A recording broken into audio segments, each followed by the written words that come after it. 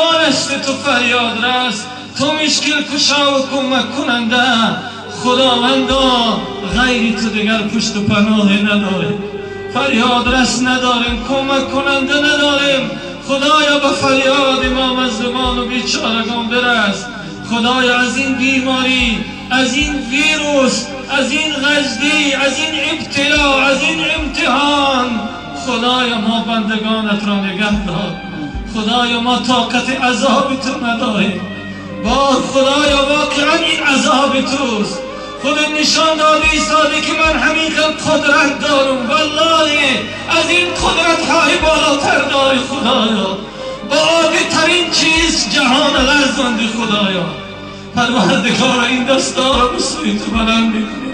خدایا از این بیماری، خدایا این ملت زیبای ما را خدایا خودت نجات ده، خودت کمک کن. خدایا خودت فرمودی و من یتوکل علی الله فهو حسبه. کسی توکل به خدا کنه خدا خودش بسنده است.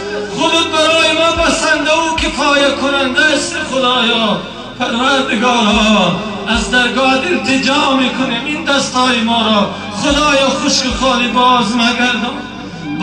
خدایا این وطنی زیبای ما که واقعا زیباست، خدایا از این غزدی نجاتش ده، کمک کن. خدایا جوانان غریب داریم در غریبی، آنها هم غم زده هستند چون که بیماری در آنجا بسیار شد.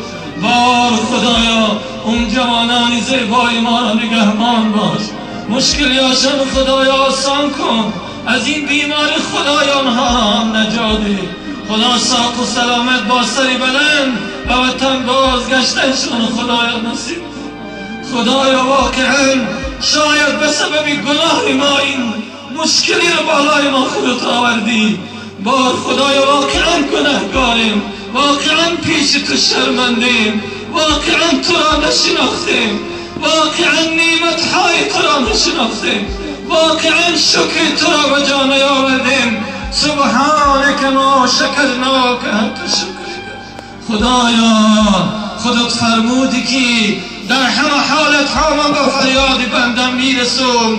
و قال ربکم ادعونی استجب لکم ان الذین یستکبرون عن عبادتی سیدخلون جهنم داخرین.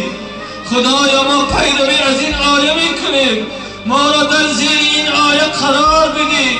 خودت گفتی که از من طلب دعا بکنه، پیش من گریه بکنه گفتی، پیش من دستاتان بلند بکنه گفتی.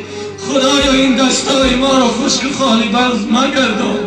خدایا در سوره زمر فرموده بودی لا تقنطوا من رحمت الله، هیچگاه از رحمت من ناامید نشه. خدا ناامید نیستیم، فقط شیطان ناامید است. ما را ناامید مگردان. خدایا از این مشکل ها این ملت زیبای ما را نجات ده. تمام جهان امروز گرفتار است. خدایا یک امریکا 2 تریلیون دلار جدا کرده ہے، لکن ما چیزی نداریم، فقط دست به دامن تو هستیم. خدایا به فریاد ما برس. خدایا از این بیماری، از این غزدی، این ملت زیبای ما را خودت نجات ده، خودت کمک کن. ما فقط پشت و پناه به تو داریم خدایا، کسی نداریم، فریاد رسی نداریم.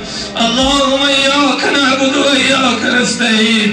اللهم اهدنا الصراط المستقیم صراط الذین انعمت علیهم غیر المغضوب علیهم ولا الضالین.